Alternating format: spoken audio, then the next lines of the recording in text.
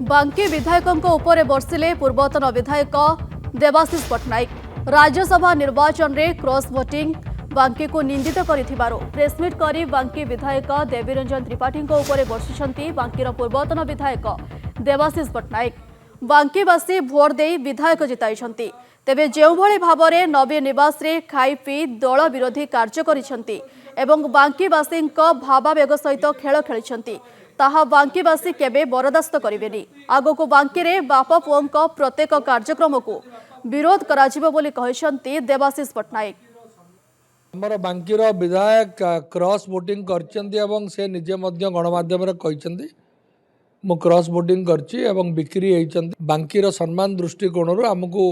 एमान को विरोध करिया कहब एवं एमान जो हिनियस एक्टिविटीज अत्यंत घृण्य कर्म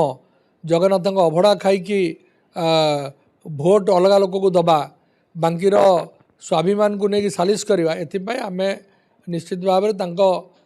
संपर्क लोक मान पाखक जीव से आज प्रेस कॉन्फ्रेंस आम